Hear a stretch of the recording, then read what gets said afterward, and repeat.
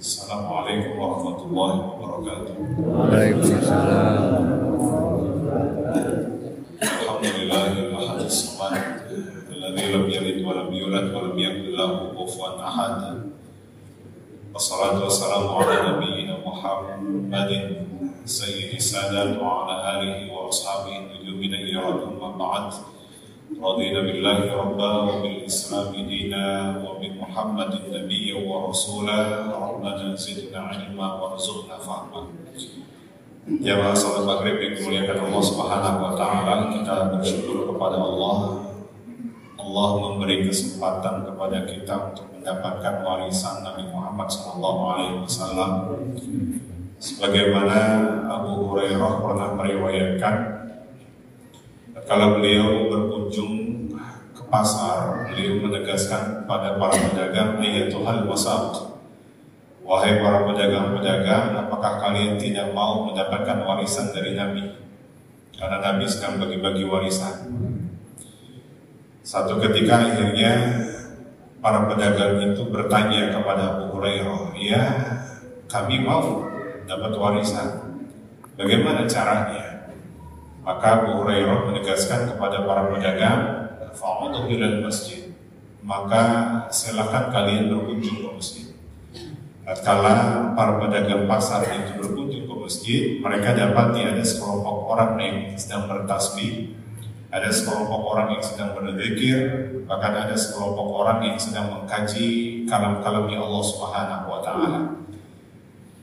Kembalilah para pedagang ini kemudian bertanya kembali kepada Abu Hurairah, "Di mana Nabi membagi-bagi warisannya? Kami hanya mendapatkan di dalam masjid itu hanya ada sekelompok orang yang sedang bertasbih, ada sekelompok orang yang sedang berzikir, bahkan juga ada sekelompok orang yang sedang berkata-kata ataupun berbagi ilmu pengetahuan kalam-kalamnya Allah Subhanahu wa taala." Maka Abu Hurairah menegaskan, itulah warisan Nabi Muhammad SAW. Jadi Bapak Ibu, kita semuanya malam hari ini diberi kesempatan oleh Allah Subhanahu wa taala untuk mendapatkan warisan Nabi Muhammad SAW. Karena Nabi itu tidak pernah mewariskan harta kekayaan, Nabi tidak pernah mewariskan yang namanya kedudukan, tapi Nabi mewariskan ilmu-ilmu yang bersumber dari Allah Subhanahu wa taala. Maka mudah-mudahan ilmu yang kita dapat pada kesempatan malam hari ini dan kepada guru-guru kita yang menyampaikannya akan menjadi tambahan energi, tambahan petunjuk bagi kita untuk bisa memperbaiki ibadah-ibadah yang kita lakukan. Sekali lagi, tidak ada unsur apapun yang ketika kita diberi kesempatan oleh Allah untuk bisa duduk dalam majelis ilmu. Satu, laisa lil munafasan, bukan untuk bersaing. Nanti dapat ilmu dari guru-guru kita, akhirnya kita bisa pandai berdebat dengan orang lain. Tidak. Wal mubahat, atau ada di antara kita yang tujuannya duduk dalam majelis ilmu hanya untuk berbangga-bangga. Sekarang banyak orang-orang yang mengadakan daurah-daurah bersanad, bahkan berijazah. Bahkan saking bangganya mereka mengatakan, "Oh, kami sudah dapat ijazah. Kami sudah dapat ijazah dari fulan bin fulan, dari syekh ke syekhnya yang lainnya." Ini maksudnya ijazah ilmu, Pak, bukan ijazah yang satu itu. Ya.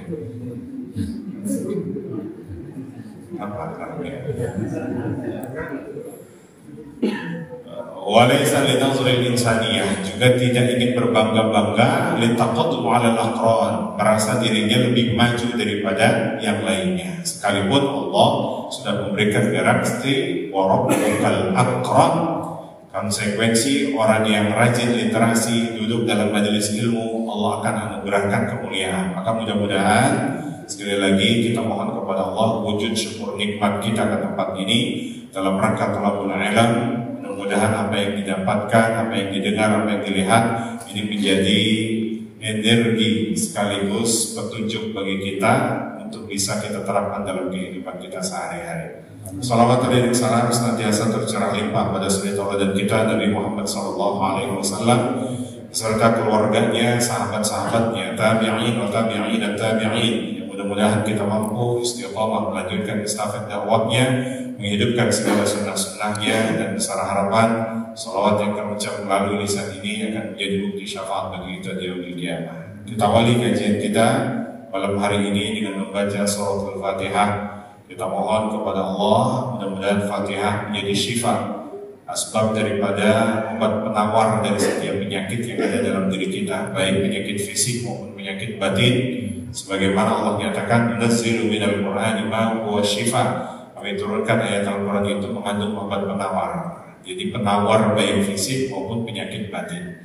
Sekaligus menjadi nilai rahmat dan pahala bagi mereka yang sedang berkontribusi terhadap masjid ini, yang mewakafkan, yang menginfakkan hartanya, tenaganya, pikirannya, waktunya, ngurus yang tentunya terus khidmat melayani umat dan jamaah yang terus istiqomah untuk memakmurkan masjid ini. Ala hadhihi niyyah wa bi kulli niyyatin shalihah. Al-Fatihah. A'udzu billahi minasyaitonir rajim. Bismillahirrahmanirrahim. Alhamdulillahirabbil alamin, arrahmanir rahim, maliki yaumiddin. Iyyaka na'budu wa iyyaka nasta'in. Ihdinas siratal mustaqim. Shiratal ladzina an'amta 'alaihim ghairil maghdubi 'alaihim waladdallin.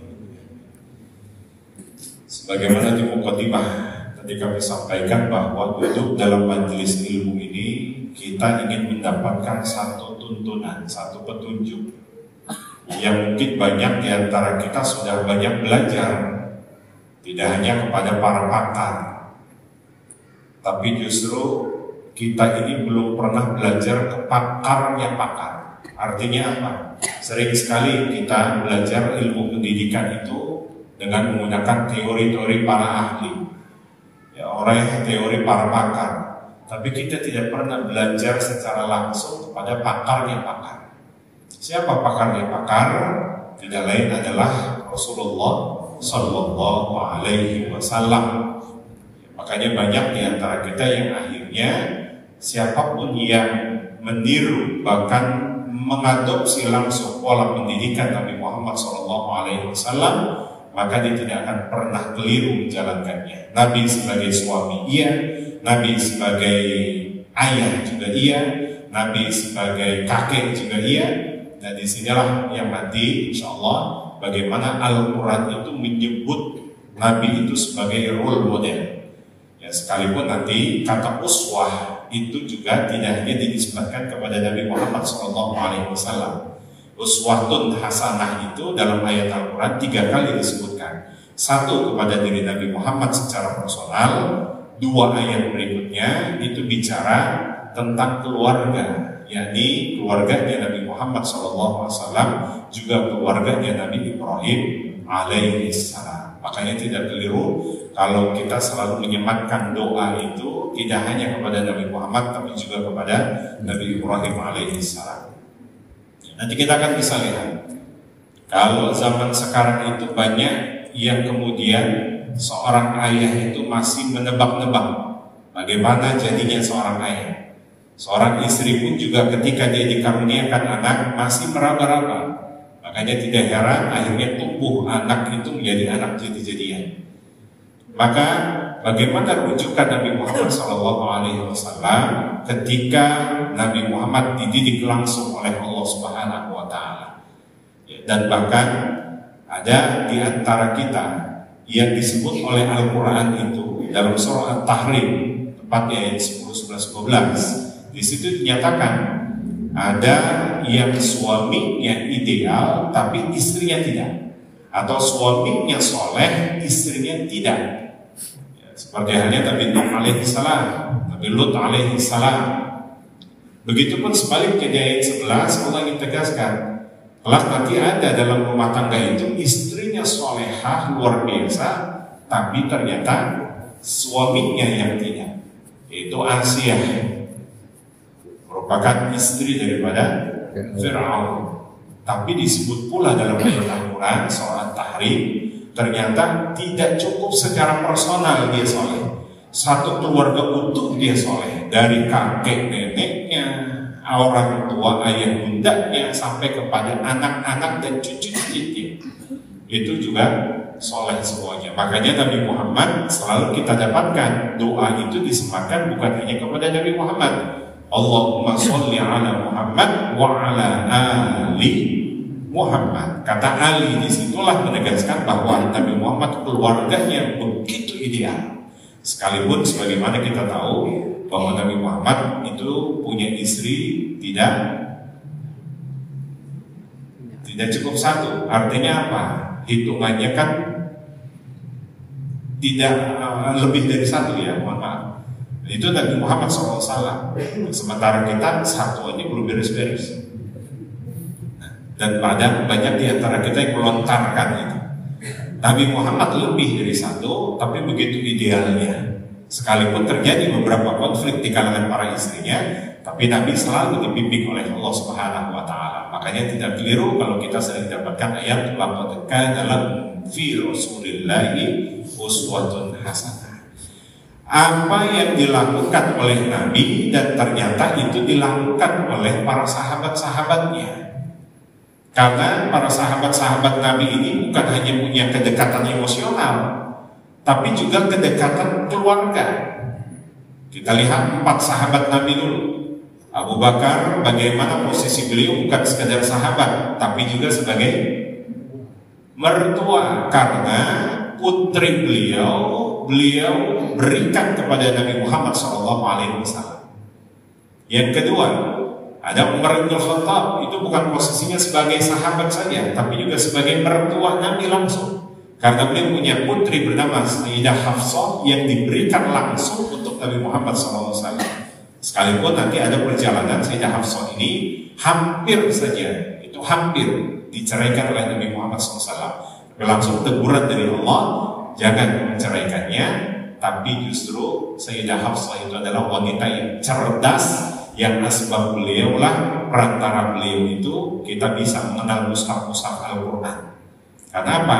Karena setiap mushaf ataupun tulisan-tulisan Al-Quran yang diterima oleh Nabi, ditulis oleh sekretaris Nabi, itu yang dikumpulkan tidak lain adalah sebagian yang ada di rumah Sayyidah Hafsah. Nah, yang ketiga, Utsman bin Affan, bagaimana beliau posisinya bukan hanya sekedar sebagai sahabat, tapi justru sebagai mantunya, karena 2 putri Nabi langsung diberikan kepada Sayyidah Utsman bin Affan, Sayyid Utsman. Kemudian yang keempat, kita mengenal yang namanya Ali bin Abi Thalib. Ali bin Abi Thalib bukan sekedar sepupu, bukan sekedar sahabat, tapi justru beliau juga mantunya Nabi, karena ada putrinya bernama Fatimah Zahra diberikan langsung kepada sahabat Ali. Nah, inilah ternyata cara mengamalkan ajaran Nabi tidak terlalu sulit. Kadang banyak di antara kita ya, bingung mencari jodoh buat anak-anak kita. Padahal kita sudah tahu kanan kiri kita ini sudah bisa dikenal. Ayahnya si A, oh ternyata beliau suka rajin dalam majelis-majelis ilmu. Track recordnya pun juga kita sudah mengetahui. Itu adalah kebiasaan Nabi. Maka apa? Maka beliau berikan putrinya untuk dinikahi kepada misalkan anak laki-lakinya, karena sudah diketahui. Kan sesimpel itu mengajarkan ataupun mengamalkan ajaran Nabi. Betul Bapak? Ya, sekarang tengok kanan kiri. Siapa di antara ada gadis yang belum dapat? Salaman langsung. Hah? Karena suuzonnya terlampau banyak. Itu ajaran Nabi secara langsung. Kan fasfar bidzatid, ayahnya rajin duduk dalam majelis ilmu, keluarganya suka diikut sertakan dalam majelis-majelis ilmu. Kenapa harus cari yang jauh? Ternyata apa? Jodohnya adalah apa yang ada di hadapannya. Namanya kalau kata pepatah mengatakan jodoh itu gampang-gampang sulit. Nah, ini kebiasaan Nabi Muhammad SAW. Jadi mengukurnya saja seperti itu. Dan bahkan lebih hebatnya lagi, Umar bin Khattab itu sebagaimana apa?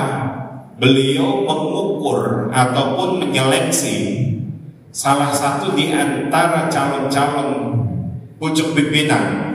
Itu standarnya adalah keluarga. Jadi keluarga itu adalah indikator utama untuk apa? Untuk menjadi sebuah pemimpin. Makanya di sini sekali lagi Umar bin Khattab itu apapun yang ada pada diri Nabi itu menjadi uswah, itu diikuti semuanya. Ya, sebagaimana kita tahu sahabat Umar ini adalah sahabat yang sangat luar biasa jeniusnya. Sahabat Umar ini karena sebelum masuk Islam saja sudah dicantumkan doanya itu oleh Nabi. Aizal Islam bi Umarain. Allah perkuat Islam ini di antara dua Umar. Satu Umar bin Khattab atau Umar bin Hisham, atau yang kita kenal nama kerennya adalah Abu Jahal. Ya, tapi sama-sama cerdasnya. Umar bin Hisham itu, Abu Jahal itu cerdasnya luar biasa. Tapi cerdas dalam urusan kemaksiatan. Di dalam urusan ketaatan tertutup oleh Allah Subhanahu wa taala. Dan bahkan endorse-nya itu, Abu Jahal itu endorse-nya adalah iblis langsung.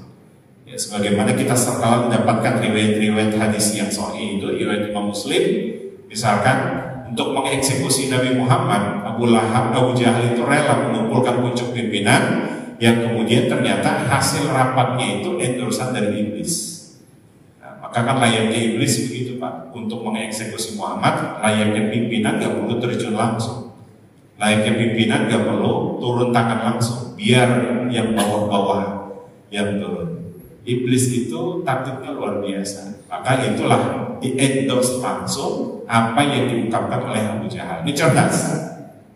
Dan tapi ada juga yang kecerdasannya itu anugerahkan kepada Umar bin Khattab. Yang Umar bin Khattab itu kecerdasannya mampu menghantarkan dirinya menjadi orang-orang yang kalla la tuti'hu wasjud waqtarib, lebih dekat kepada Allah Subhanahu wa taala. Nah, sekali lagi saya katakan, banyak di antara kita yang begitu mentargetkan untuk mendapatkan sebuah jabatan.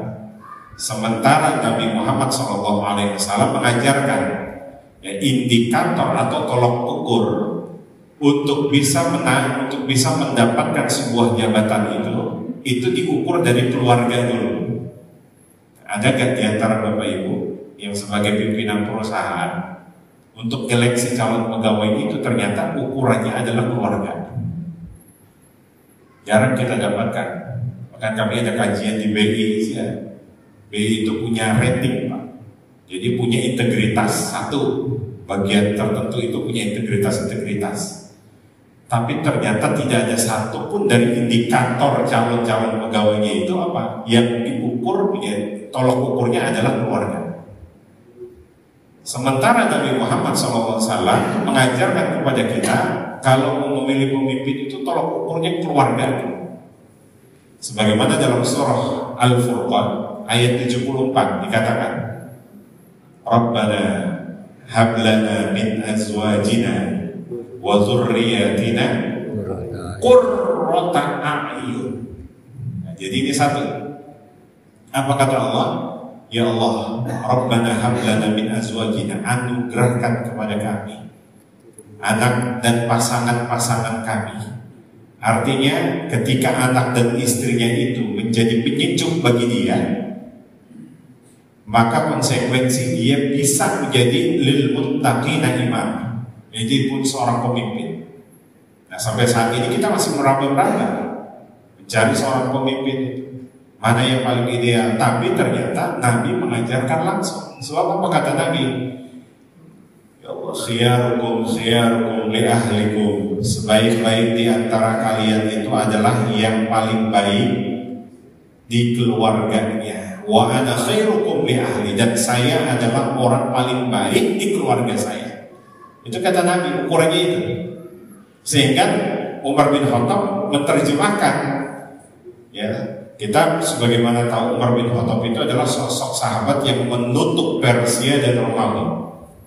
Satu ketika beliau pernah mengirimkan surat ke Bani Aslam bahwa ada seseorang di kalangan Bani Aslam yang akan diangkat dan bahkan dilantik menjadi seorang pemimpin. Dikirimlah surat tersebut, diterima oleh orang tersebut. Nah, orang yang menerima ini gak bisa membayangkan bagaimana sosok karismatiknya seorang Umar bin Khattab. Karena Umar bin Khattab itu mampu menutup Persia, untuk Romawi itu di tangan beliau. Seketika akhirnya datanglah dari Bani Ashraf ini ke Madinah. Didapati Umar bin Khattab itu layaknya seorang ayah dia, layaknya seorang kakek juga dia, itu sedang main sama anak dan cucunya. Layaknya seorang ayah kalau main sama anak cucunya itu kan totalitas. Akhirnya ternyata dia bertanya, Umar, katanya, Amirul Mukminin, engkau ini Umar bin Khattab? Iya. Yang dalam pandangan saya Umar bin Khattab itu orang yang mampu menaklukkan Persia Romawi, itu karismatik. Ternyata mainnya sama anak-anak. Akhirnya, Pak, ini bagi orang cerdas, ini pertanyaan yang gak lazim. Maka Umar bin Khattab langsung melihat arah pandangannya ke beliau, bertanya langsung, kau punya keluarga? Karena pertanyaan beliau itu gak lazim, maka ditanya juga pada pertanyaan yang gak lazim juga, kau punya keluarga? Punya. Pernah kau cium anak? Gak pernah. Balik pulang. Tadinya mau dilantik, ternyata disuruh pulang. Karena ukurannya keluarga tadi. Bagaimana mungkin, kata Umar bin Khattab, anak dan istrinya yang dalam doanya disebut menjadi qurrata ayun itu, yang ternyata dia tidak pernah berbelas kasih kepada anak dan istrinya. Sementara dia mau menjadi seorang pemimpin yang nanti akan memimpin, tidak ada hubungan darahnya sama dia. Nah, ini ukuran, ternyata tolok ukur menjadi seorang pemimpin itu bagaimana khiyarukum li ahlikum. Yang terbaik di kalangan keluarganya, yang paling baik sama keluarganya. Makanya besok Bapak Ibu kalau mencari calon mantu itu ukurannya itu. Kau suka sama anak gadis saya? Iya. Besok balik, datang bawa laptop lagi, presentasikan bagaimana nanti kalau kau punya anak yang akan mengasuh cucuku. Bisa begitu Bapak Ibu? Nah, pulang itu langsung. Gak bakalan sanggup. Besok saya terapkan calon mantu saya bahwa kalau mau mengukur itu adalah kalau ukur itu. Sebab kenapa? Karena banyak di antara mereka yang akhirnya ketika berumah tangga menjadi suami masih meraba-raba, menjadi seorang istri akhirnya masih menebak-nebak. Maka tidak keliru, dan ini tadi saya sampaikan, anaknya pun akhirnya hasilnya jadi anak jadi-jadian. Sebab kenapa? Al-Imam Sayyid Qutb mengatakan, bukan Sayyid YouTube ya, Sayyid Qutb mengatakan unsur terpenting untuk membangun sebuah peradaban itu bukan dilihat dari finansial. Unsur terpenting membangun sebuah peradaban itu bukan dari fisik bangunan, tapi unsur terpenting membangun sebuah peradaban itu adalah manusia itu sendiri, SDM-nya langsung. Makanya apa kata Umar bin Khattab? SDM-nya dulu diperbaiki. Karena banyak di antara kita itu yang bicara hanya kepada program, tapi SDM, maka ukuran itulah yang akhirnya menjadi tolok ukur dalam Islam, sebagaimana dalam surah Al-Furqan yang tadi disebut ayat 74, walladzina yaquluna rabbana hab lana min azwajina wa dhurriyyatina qurrata a'yunin waj'alna lil muttaqina imama. Ayat ini begitu sempurna Bapak Ibu sehingga menjadi sentilan bagi kita. Karena ada di antara kita yuzawijuhum dhukranan au inasan au dhukranan wa inasan dalam surah Asy-Syura ayat 49 sampai ayat 50. Di situ disebutkan kalau nanti ada orang yang berumah tangga itu, pasangan suami istri dikaruniakan ada anak laki-laki semuanya, au inasan atau ada anak yang perempuan semuanya, Audhukranan wa inathan, atau anak laki-laki perempuan, laki-laki perempuan. Waja'ala lahum man yasha'u aqima. Tapi ada juga yang Allah jadikan dia tidak punya keturunan. Kata tidak punya keturunan itu Al-Quran menyebutnya namanya aqimah. Bahkan narasi yang lain menyebutnya namanya akhir. Saya sudah berulang-ulang kalau salah di tempat ini saya sampaikan. Ada yang tidak punya keturunan itu karena kuasa Allah Subhanahu wa taala. Artinya satu, ada seorang wanita yang bermasalah dalam rahimnya. Ya, seperti kasusnya yang terjadi pada istrinya Nabi Ibrahim alaihi salam, yaitu Siti Sarah. Sampai di usia lanjutnya ternyata beliau paham betul karena suaminya itu adalah seorang nabi, harus ada estafet kenabian. Sementara posisi beliau itu bermasalah dalam rahimnya, maka diizinkanlah Nabi Ibrahim alaihissalam untuk menikah, melanjutkan estafet kenabian. Nah, lahirlah yang namanya Ismail dari sulbinya Siti Hajar. Sekalipun diizinkan, fitrahnya seorang perempuan itu cemburu, layak itu Pak, itu wajar. Ya, makanya Siti Sarah akhirnya mengatakan, kalau saya ketemu sama Siti Hajar, sekalipun saya itu mengizinkan beliau menikahi suami saya akan potong 12 anggota tubuhnya. Ini nazarnya beliau, yang pada Allah akhirnya ditemukanlah oleh Allah Siti Hajar dengan Siti Sarah. Maka apa kata Allah? Yuk tunaikan nazarmu, kan udah ketemu. Ya, untungnya Allah membimbing Nabi Ibrahim alaihissalam yang tadinya 12 akhirnya dikorting, ya, menjadi 3 bagian. Jadi apa itu? Ya, satu, kehormatannya itu dihitam. Yang kedua adalah tindikan di telinganya, dan itu menjadi fitrah bagi seorang wanita. Bapak, kita gak bisa bayangin kalau 12 di bagian anggota tubuh dipotong. Ya, inilah fitrahnya seorang wanita yang akhirnya lahirlah yang namanya Ismail dan juga Ishak. Sebab kenapa? Karena Allah anugerahkan kepada Sayyidatuna Sarah, yaitu sekalipun bermasalah, kalau Allah sudah berkehendak, ya kun fayakun. Yang kedua, dalam Al-Quran itu ada seorang istri yang potensi nggak punya keturunan. Sebagaimana Nabi Zakaria menyebutnya dalam surah Maryam, inni wahanal 'azmu minni washta'ala ar-ra'su syaiban wa lam akun bidu'aika rabbi syaqiyya wa kanat imraati 'aqir. Jadi yang kedua disebut aqir. Aqir itu adalah wanita yang potensi nggak punya keturunan. Karena apa? Karena memang su'ul alam, su'ul khuluq, akhlaknya buruk kepada suaminya, kata-katanya suka nyakitin suaminya. Nah, jadi kalau ada seorang istri yang sudah menikah bertahun-tahun, tapi suaminya itu di bawah beliau, kata-kata istri itu lebih tinggi ucapannya daripada suaminya, itu potensi Allah tidak beri keturunan kepada kedua orang tersebut. Sebab kenapa? Karena Nabi Zakaria sekalipun berdoa terus-menerus, tapi ternyata baru diketahui, perbaiki dulu, karena nanti kau akan diberi keturunan yang akan melanjutkan estafet kenabian. Gak mungkin role modelnya orang tuanya begini. Jadi perbaiki dulu, akhirnya diperbaikilah, diberikan pendidikan oleh Nabi Zakaria alaihissalam istrinya. Seketika namanya langsung berubah, yang disebut oleh Al-Quran sebagai imro'ah, akhirnya dalam surah Al-Anbiya disebut menjadi zauj. Kata zauj itu adalah pasangan yang ideal. Ini akhirnya ditafsirkan oleh para pegiat-pegiat LGBT itu, Pak.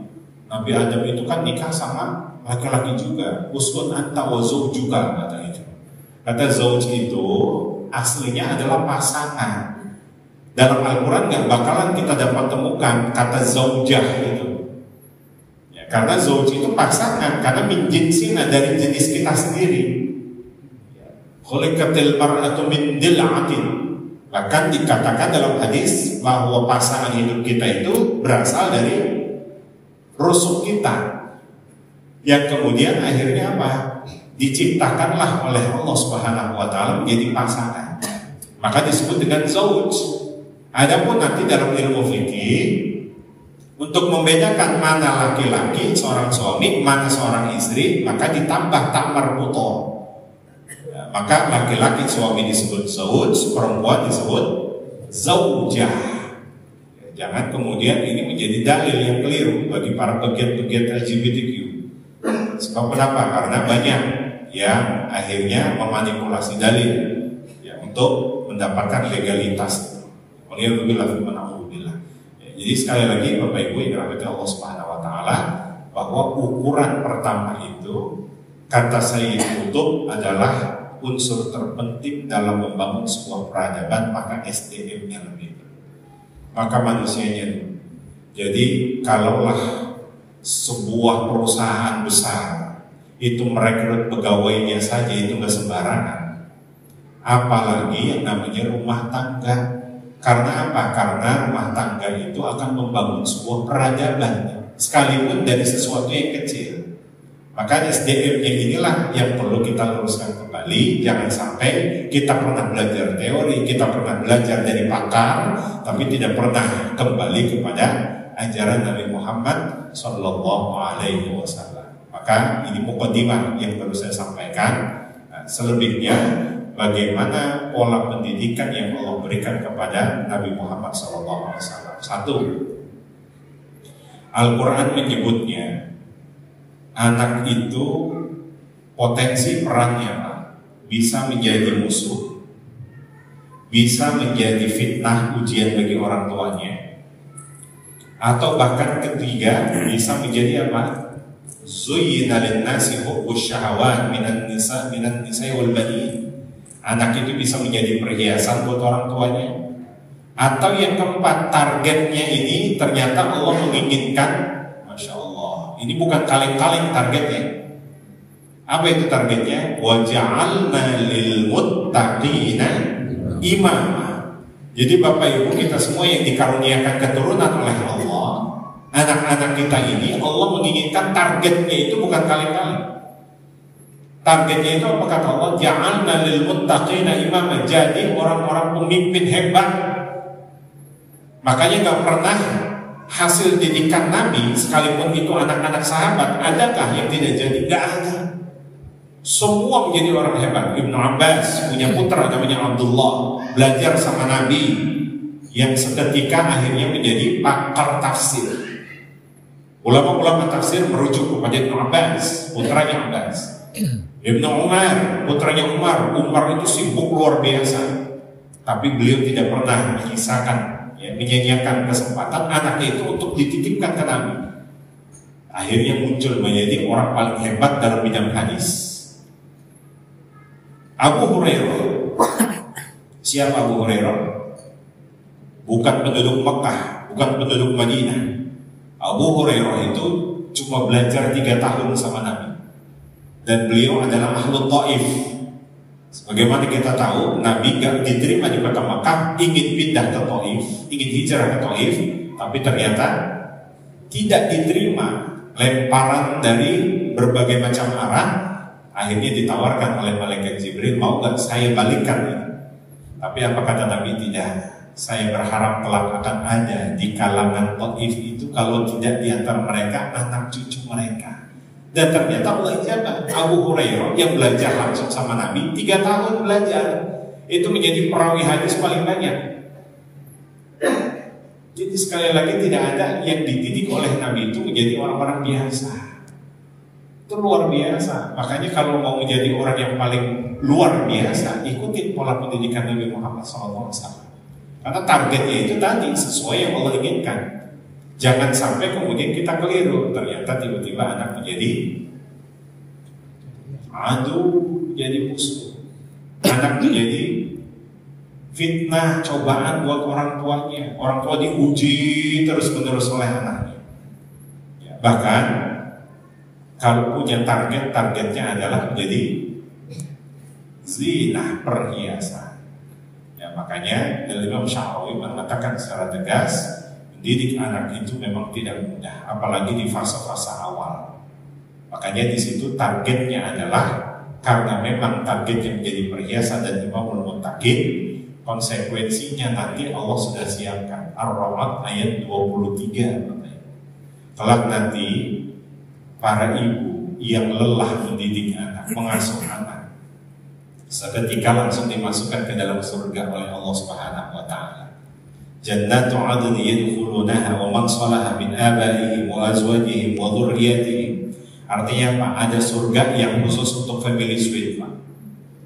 Kumpul di situ ayahandanya, kumpul di situ anak keturunannya, kumpul di situ pasangan-pasangannya.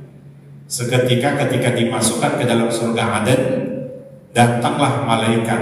Ngapain malaikat masuk? Seraya mengucapkan Assalamualaikum bima sabartum. Selamat kepada kalian yang sudah menempati surga Aden ini karena apa? Kesabarannya. Nah, jadi di sini diungkapkan bahwa untuk menjadikan anak lil muttaqin imamah itu butuh kesabaran, karena jaminannya langsung surga Aden. Makanya tidak keliru kalau Nabi itu betul-betul ikhlas sabar. Baik, Bapak-Ibu dirahmati Allah Subhanahu wa taala, yang pertama target menjadi lil muttaqina imamah. Apa yang harus dicapai dari target lil muttaqina imamah? Panduannya seperti apa? Satu, Al-Imam Sya'rawi mengatakan, mengenalkan kepada anak itu pertama kali adalah ruhnya. Makanya di fase awal itu di usia 4 bulan, ketika ruh itu sudah ditiupkan Bapak Ibu, kadang kita suka lalai. Kita hanya sebatas berkomunikasi kepada mereka. Ayahnya suka bercerita sekalipun anak itu sudah berada dalam rahim ibundanya. Padahal di situ diungkapkan ketika anak sudah 4 bulan dalam kandungan ibundanya, di situ kan sudah ditiupkan ruhnya. Maka koneksi terus kepada ruhnya. Sehingga nanti apa? Mereka memahami sampai lahirnya itu, wujudnya itu adalah bukan identitas, tapi justru wujudnya itu adalah esensi yang dicapai. Jadi bukan identitas lagi, karena banyak di antara kita yang kejebak dengan identitas. Satu contoh misalkan, pergantian kalender Hijriah. Berapa banyak di antara kita yang melibatkan anak-anak untuk apa Pak? Malamnya itu pawai ya, dengan dalih apa? Saya tanya langsung kepada gurunya, kenapa kok ngajak anak-anak untuk pawai malam-malam ini? Bukankah dalam surah Al-Falaq itu diajarkan min syarri ghasikin idza waqab? Kalau sudah malam gelap gulita, setan itu semakin kuat, nambah kekuatannya. Maka diajarkan kufu sibyanakum, ajarkan kepada anak-anak kalau sudah masuk malam itu tahan, jangan sampai keluar. Kufu sibyanakum, tahan anak-anak itu jangan sampai keluar rumah kalau sudah masuk waktu malam. Tapi kenapa disuruh pawai? Dengan dalih satu syiar. Ini identitas. Yang kedua, yang lebih fatalnya lagi, beliau mengatakan bahwa ada napak tilas. Apa napak tilasnya? Biar merasakan bagaimana Nabi hijrah malam-malam. Betul, Nabi hijrah malam-malam. Tapi ketika beliau menyebutkan Nabi hijrah yang tanggal 1 Muharram itu dijadikan sebagai kalender hijrahnya Nabi.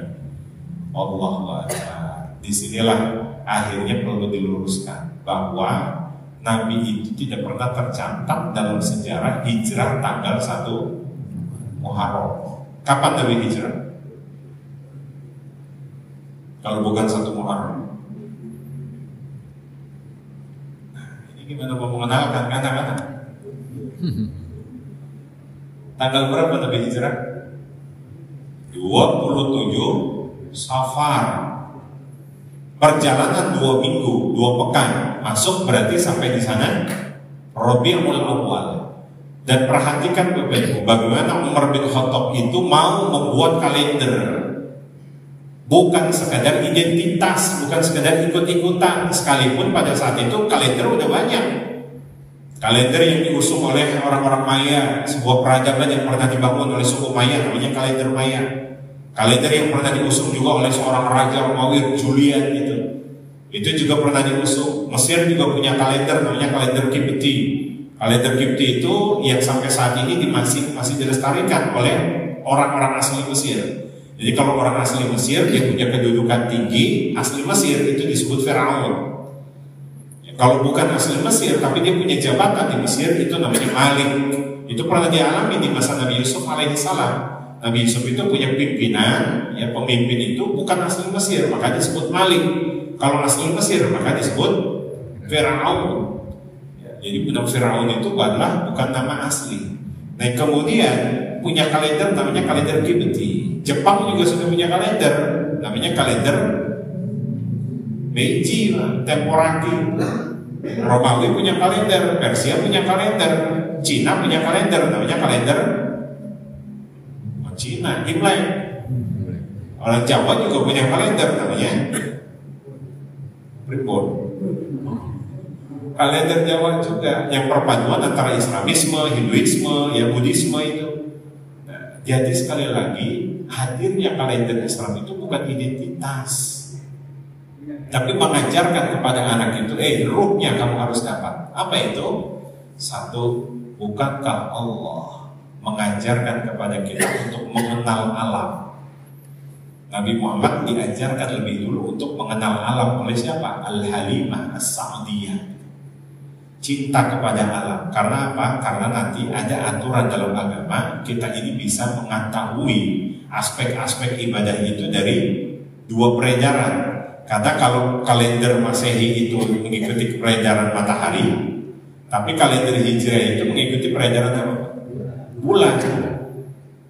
Maka kata Ali bin Abi Thalib ketika beliau memproklamirkan pendapatnya, bagaimana kalau berangkat dari hijrah, tapi hitungannya adalah kalender bulan, perputaran bulan. Syamsu wal qamaru yanbaghi laha limustaqarrin laha, ya. Itu kalimatnya apa? Biar Allah ini menciptakan dua makhluknya biar bisa dikenalkan buat generasi-generasi kita. Yang satu dikatakan Islam itu bisa menentukan lewat peredaran bulan aspek-aspek ibadah-ibadah tertentu, puasa, haji, dikuatkan dalam ayat Al-Quran yas'alunaka 'anil ahillah qul hiya mawaqitu fil hajj. Islam juga tidak meninggalkan peredaran matahari. Aspek ibadah apa yang ditentukan lewat matahari? Sholat. Bagaimana kita bisa mengukur waktu subuh? Oh, hina fajar shadiq. Bagaimana ketika kita masuk waktu zuhur? Oh, waktu zuhur ternyata adalah ketika hina qaidi rumhan, ketika matahari itu tergelincir agak condong sedikit. Kapan masuk waktu maghrib?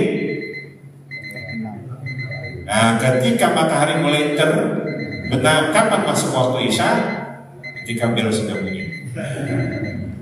Baik, kita dengar azan dulu.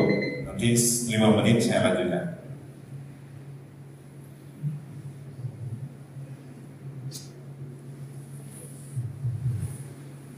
Allahu Akbar, Allahu Akbar,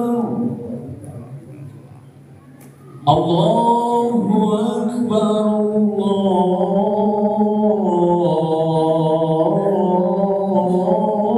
Allahu Akbar. Asyhadu an la ilaha illallah.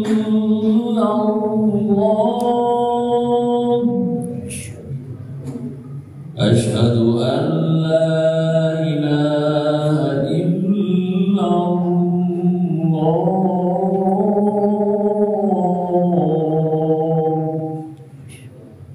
Asyhadu anna Muhammadar Rasulullah.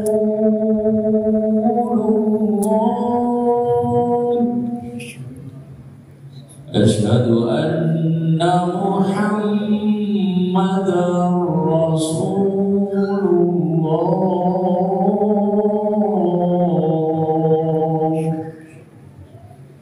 Hayya 'alas shalah, hayya 'alas shalah,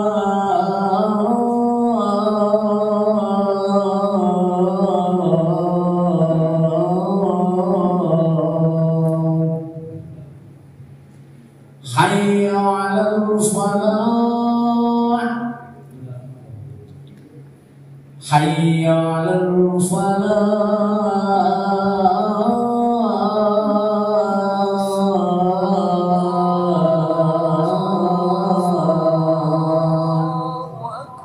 Allahu Akbar, Allahu Akbar. La ilaha illallah.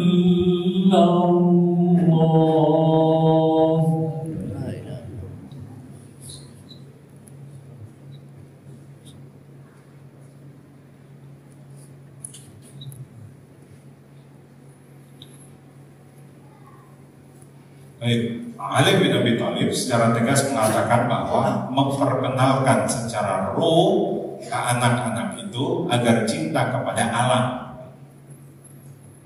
Yang dari dua aspek makhluk yang Allah ciptakan ini, matahari maupun bulan, itulah yang nanti menjadi penentu. Sehingga mereka kalau tahu waktu ibadahnya, kapan ibadahnya, maka mereka bisa memaksimalkan dari matahari dan bulan.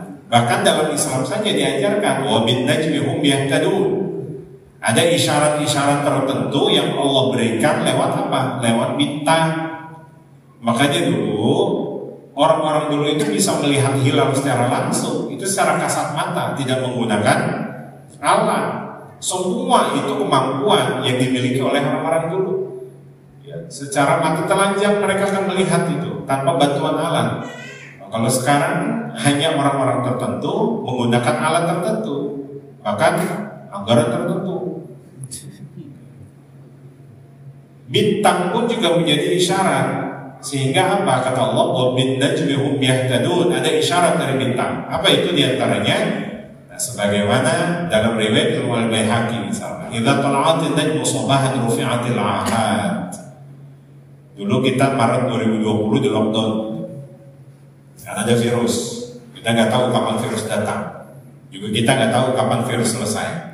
Tapi ternyata dalam isyarat bintang Allah kasih tahu.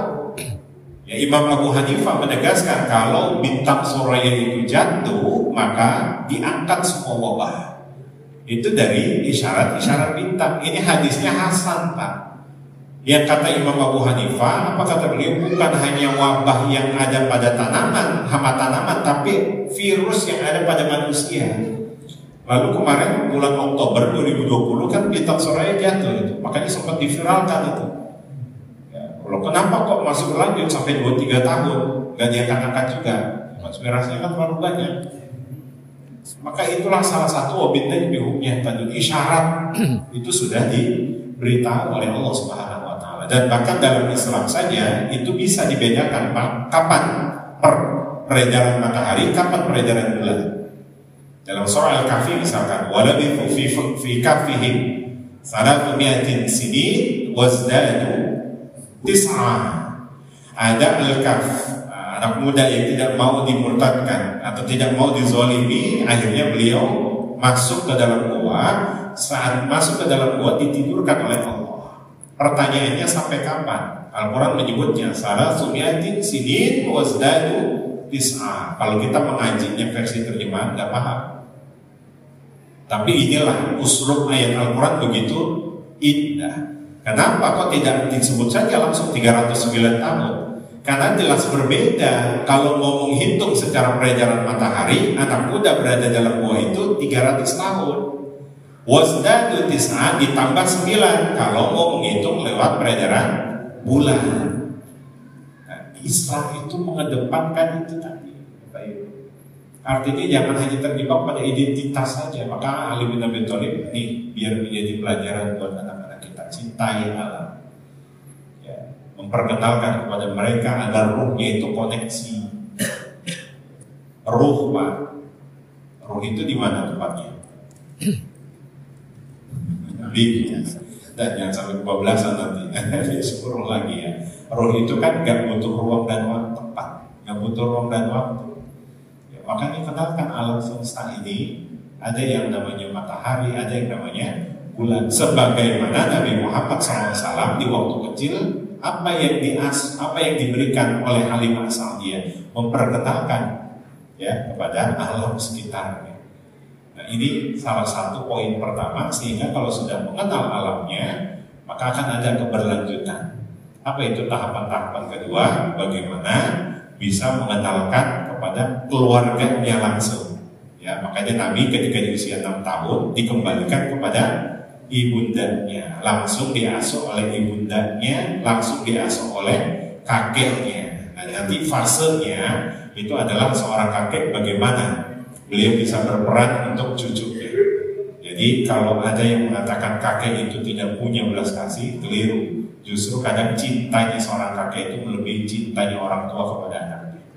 Ya, maka disinilah ada peran dari seorang kakek. Jadi tidak hanya orang tuanya saja, tapi seorang kakek itu punya peranan penting. Walaupun cuma waktu sekitar 2 tahun Nabi dididik oleh kakeknya Abdul Muthalib, tapi sebelumnya oleh ibundanya.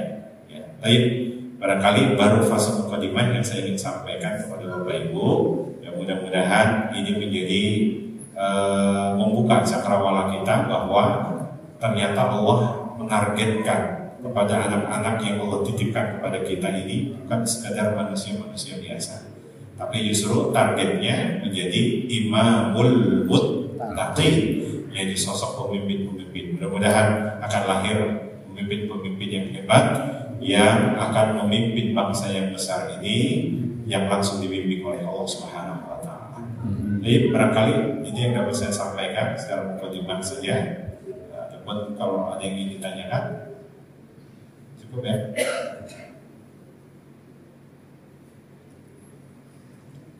Kita cukupkan. Karena Ustaz baru mukadimah katanya, belum isinya.